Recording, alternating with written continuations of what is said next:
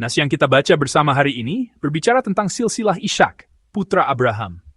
Silsilah yang biasa kita pikirkan adalah sekadar daftar nama siapa melahirkan siapa.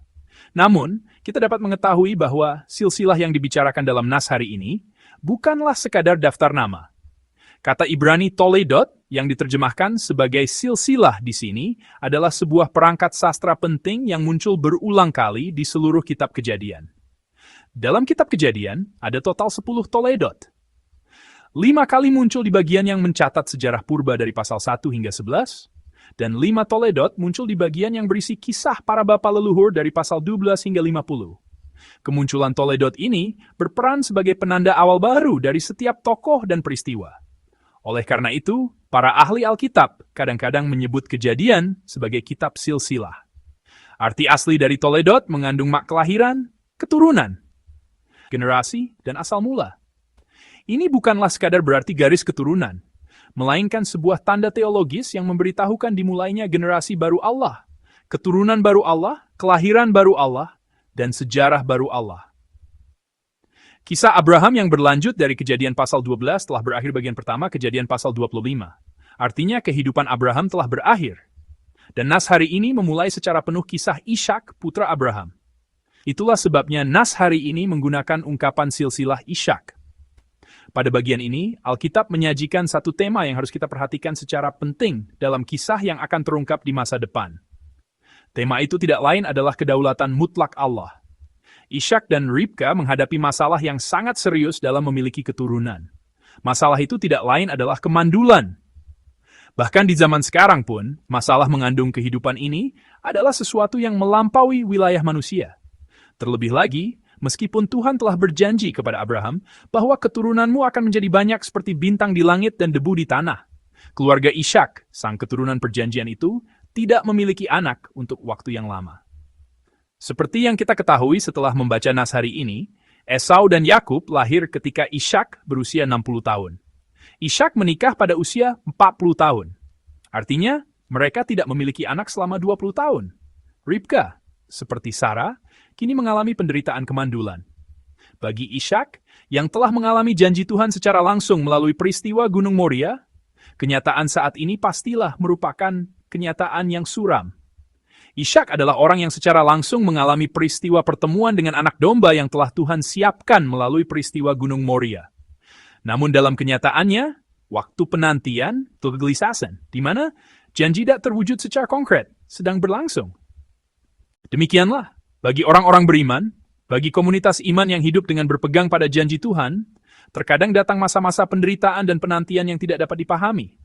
Betapapun kita yakin, berpengalaman, dan berketapan hati di hadapan tembok kenyataan, terkadang kita bertemu dengan saat-saat di mana kita merasa putus asa. Pada saat-saat seperti itu, bagaimana kita harus merespons? Saya harap kita dapat membaca bersama ayat 21 dari nas hari ini. Berdoalah Ishak kepada Tuhan untuk istrinya. Sebab istrinya itu mandul, Tuhan mengabulkan doanya, sehingga Ribka, istrinya itu mengandung. Bagaimana respons Ishak, orang yang menerima janji itu? Yaitu berdoa. Memohon kepada Tuhan. Ishak tidak merespons seperti ayahnya Abraham. Bagaimana ayah Abraham memilih ketika keturunan perjanjian ini tidak berlanjut? Ia mengambil Hagar, seorang wanita asing, dan mencoba menggenapi janji Tuhan dengan cara manusiawi. Akibatnya, ia mengalami kesulitan besar dalam keluarganya. Namun Ishak tidak melakukan itu. Ia mencari Tuhan. Ia memohon kepada Tuhan. Ia tidak memilih cara atau kompromi manusiawi, melainkan berlutut di hadapan Tuhan. Seorang misionaris Afrika bernama Patrick Johnston pernah berkata, "Jika aku bekerja, akulah yang bekerja. Tetapi jika aku berdoa, Tuhan yang bekerja." Perkataan ini tidak berarti bahwa doa saya memiliki semacam kekuatan, sehingga ketika saya berdoa, Tuhan bekerja. Ini adalah pengakuan iman bahwa apa yang saya kerjakan adalah dengan kekuatan saya. Tetapi jika saya berdoa, pekerjaan Tuhan akan nyata dalam hidup saya. Saya akan melihat pekerjaan Tuhan. Ishak berdoa sambil menantikan dan mengharapkan Tuhan bekerja. Doanya adalah ungkapan iman yang mengakui bahwa sumber kehidupan ada pada Tuhan dan menantikan Tuhan bekerja. Karena Ishak telah melewati masa-masa yang panjang yang tidak akan pernah bisa ditanggung tanpa mempercayai kedaulatan Tuhan. 20 tahun. Ia telah melewati waktu yang sama sekali tidak dapat ditahan tanpa kepercayaan pada penguasa kehidupan. Dan setelah penantian yang panjang, Ishak mendapatkan anak kembar melalui campur tangan kedaulatan Tuhan. Meskipun sekarang waktu subuh, saya harap kita bisa sejenak berhitung di sini. Betapa luar biasanya anugerah mendapatkan anak kembar ini. Abraham meninggal dunia pada usia 125 tahun. Berapa usia Abraham ketika ia melahirkan Ishak? 100 tahun, bukan? Ishak menikah pada usia 40 tahun. Berapa usia Abraham saat itu? 140 tahun, bukan? Dan ketika Ishak melahirkan anak kembar, ia berusia 60 tahun. Berapa usia Abraham saat itu? 160 tahun, bukan? Jadi ketika anak kembar itu lahir, apakah Abraham melihat anak kembar itu? Yes, tidak. Ya, tentu Abraham melihat mereka. Bagi Abraham, hanya ada satu keturunan perjanjian. Namun bagi Ishak, putra yang diberikan sebagai keturunan perjanjian itu, putra yang terlihat oleh mata itu adalah anak kembar. Tampaknya berjalan lambat pada awalnya. Tetapi Tuhan telah membuka jalan agar keturunan itu dapat berlanjut 2 kali lipat. Dan ketika Abraham melahirkan Ishak, ia berusia 100 tahun. Tetapi ketika Ishak melahirkan anak kembar, ia berusia 60 tahun. Kecepatannya hampir 2 kali lebih cepat.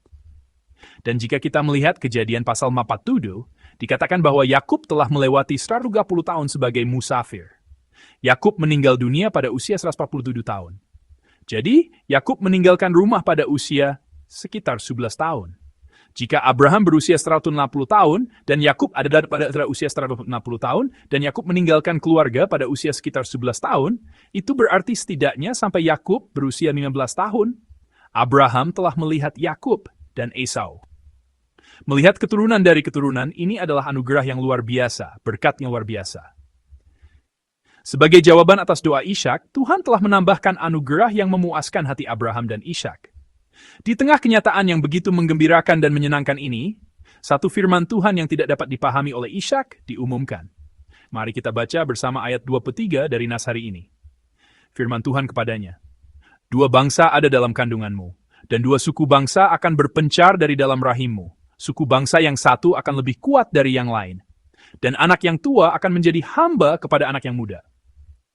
Di sini, dikatakan bahwa anak yang tua akan menjadi hamba kepada anak yang muda. Seperti yang kita ketahui, ini adalah firman wahyu Tuhan yang menubuatkan bahwa Yakub yang lahir sebagai adik akan dilayani oleh Esau yang merupakan kakak. Perkataan ini adalah firman yang melampaui tatanan sosial yang umum pada masa itu, yaitu hak kesulungan. Seharusnya berjalan sesuai urutan, tetapi Tuhan menetapkan urutan baru, tidak sesuai urutan. Apa standar Tuhan dalam memilih pewaris perjanjian? Ini dengan jelas mengatakan bahwa itu bukanlah kondisi atau kebiasaan manusia, melainkan pilihan kedaulatan Tuhan. Kita tahu betul kisah Esau dan Yakub. Kita tahu bahwa Esau meremehkan hak kesulungannya, dan kita telah sering mendengar bahwa Yakub merebut berkat itu dengan tipu daya. Bisa dilihat bahwa ia meremehkan kedaulatan anak sulung. Namun, sulit untuk menerima begitu saja bahwa Yakub dipilih karena ia benar atau unggul secara moral. Sebaliknya, jika dilihat dari sudut pandang manusia, Yakub mungkin adalah tokoh yang lebih licik. Lalu, Tuhan memilih Yakub. Kita tidak usah mengetahui semuanya ini. Tuhan hanya merintahkan secara berdaulat. Selain itu, kita juga tidak bisa mengatakan bahwa Yakub dipilih karena ia lebih licik. Karena Yakub juga memiliki hikmat dan iman tersendiri. Kerinduan dan kehausan akan berkat. Selain penjelasan bahwa ini diputuskan dalam kedaulatan Tuhan, kita tidak punya apa-apa untuk ditambahkan. Pilihan yang luar biasa ini bukanlah perkataan yang dimaksudkan untuk mengungkapkan bahwa Tuhan membuat pilihan yang tidak masuk akal. Ini berbicara tentang pemeliharaan Tuhan yang lebih besar dan lebih dalam daripada akal sehat manusia atau tatanan sosial. Karena Tuhan selalu bekerja melampaui logika dan pemikiran umum manusia. Kita harus ingat bahwa mengakui ketidakterbatasan Tuhan dan dengan rendah hati mencari Tuhan adalah sikap yang benar dari orang beriman. Apa penerapan konkret dari sikap rendah hati ini? Itulah tindakan berdoa.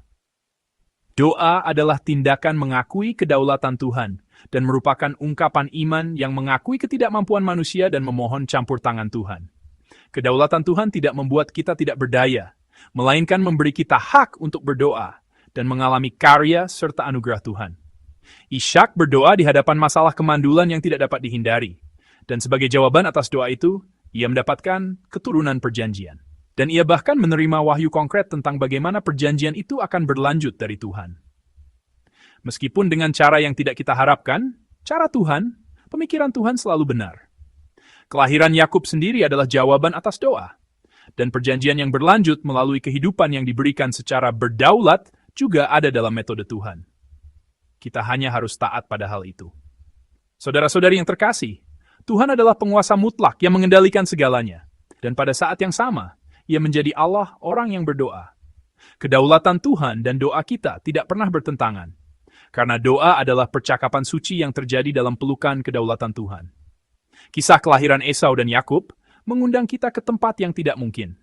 Karena dalam hidup kita, terkadang datang penantian dan kegelapan yang tidak dapat dipahami. Namun, janji Tuhan pasti terwujud. Dan di jalan di mana janji itu menjadi kenyataan, praktik rohani kita yang disebut doa sedang diminta. Doa adalah saluran iman yang menggerakkan tangan Tuhan dan merupakan tempat ketaatan yang rendah hati untuk mencari kehendak Tuhan. Saya sangat berharap melalui kisah Ishak dan Ribka hari ini, kita sekali lagi dapat melangkah ke tempat doa. Doa adalah langkah pertama iman untuk penggenapan janji. Saya memberkati Anda dalam nama Tuhan, agar hari ini, dengan berdoa, the TUE to permushi that of day 5 is running, Sue.